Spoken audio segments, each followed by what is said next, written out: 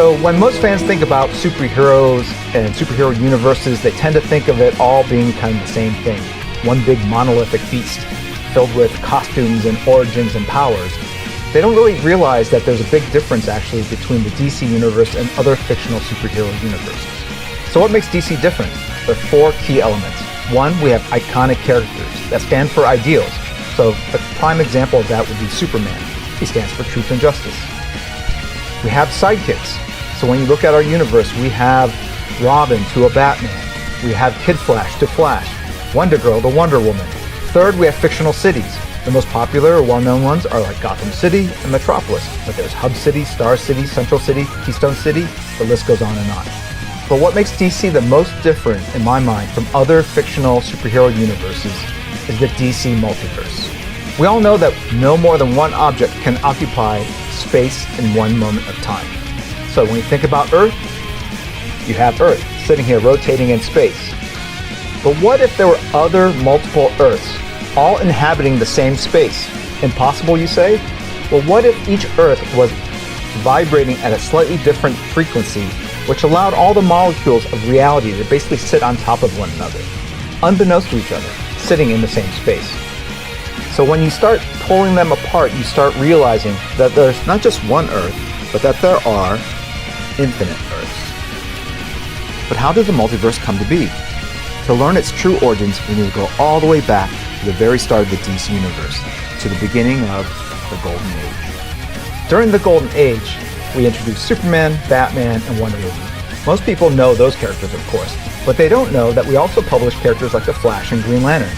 And when you look at these characters, Jay Garrick and Alan Scott, they don't look anything like their modern incarnations, and that's because they're completely different characters. So cut to 1956, and sales are starting to wane though on characters like the Flash and Green Lanterns. Eventually what they did with the Flash and the Green Lantern was to essentially reboot them. And rebooting them, they basically took the same names, but they gave the characters new aliases, new secret identities, and so now the Flash was no longer Jay Garrick. It was a new character called Barry Allen. And Barry Allen was a blonde man who was always late to everything, even though he was the fastest man alive. And he worked at the local police station as a forensic scientist. And Green Lantern got a new alias as well. He was no longer Alan Scott. He was now a new character called Hal Jordan.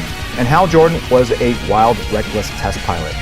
And he got his ring from the Green Lantern Corps, a bunch of aliens that basically came to Earth. And they updated these origins to better reflect the interests of the audiences at the time. So cut to 1961. Sales on the new Flash and the new Green Lantern titles are doing great.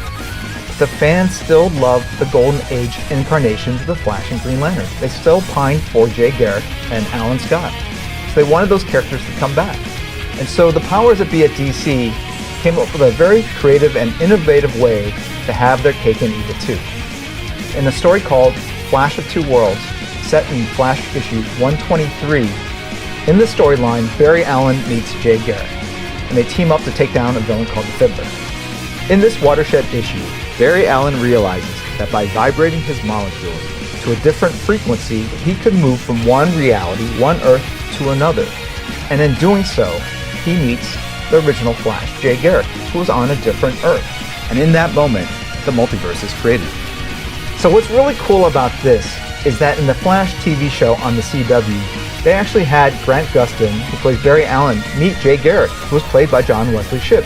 The cool thing about this is that John Wesley Shipp, all of us longtime DC fans know, played the Flash on the CBS TV show from the 90s. But what really blew apart the internet was when Grant Gustin, who plays Barry Allen, meets Ezra Miller, who also plays Barry Allen, but from the films.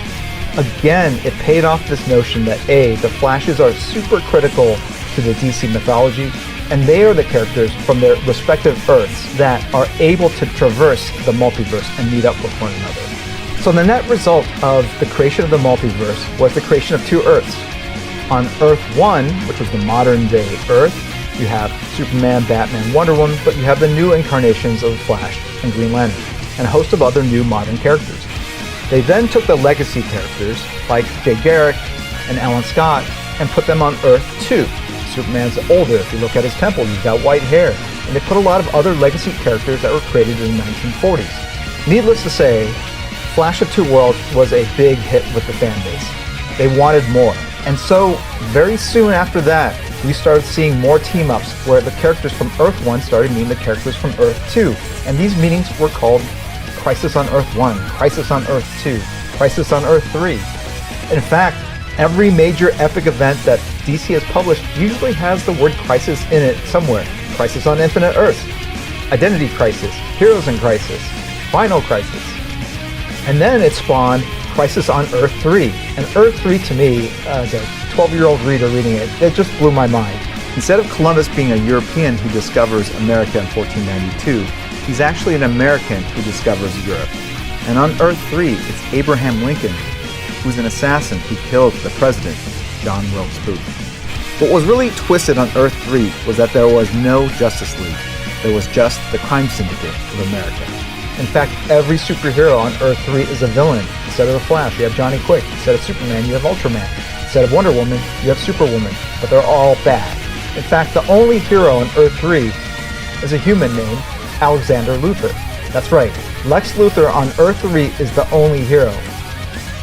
So over the decades, we've done virtually everything you could possibly imagine with the multiverse. We've condensed the infinite Earths down into one Earth.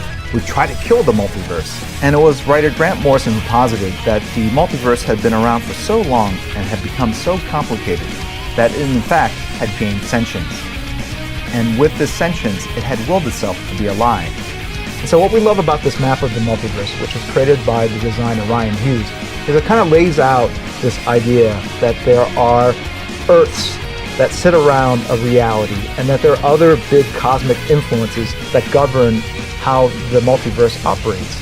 And the really cool thing about it is that it means that every story told is authentic and real and has happened. It allows our fans to embrace every version, every adaptation of our characters in media as being part of the DC mythology, as being part of canon. And I want to call out a couple that I thought were really meaningful to me. Obviously, Earth 3, which had a huge impact on me as a 12-year-old reader. And on Earth 23, we have a black Superman. It's not Clark Kent, it's actually a character called Calvin Ellis. And on this Earth, Calvin Ellis is Earth 23 Superman, who also happens to be the President of the United States. Another really fun and quirky Earth is Earth 26. And on Earth 26, all the heroes are represented by furry creatures. They are cartoon representations of themselves. So instead of Superman, you have a character like Captain Carrot. And instead of the Justice League, you have the Zoo Crew. So that's the DC Multiverse 101. As you can see, there is a lot to digest here.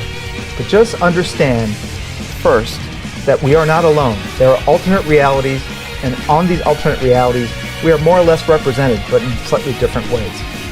2, the heroes that are vital to the multiverse are characters like the Flash, that can tap into the Speed Force and vibrate their molecules and traverse from one Earth to another. 3, the most significant unlock that you get out of the multiverse, I think, is that it allows all of fandom to embrace every different adaptation or incarnation of our characters across all of media, publishing, TV shows, games, movies, as being the one true version of these characters. They are all legitimate. They are all authentic. They are all part of canon. They are all part of the DC multiverse.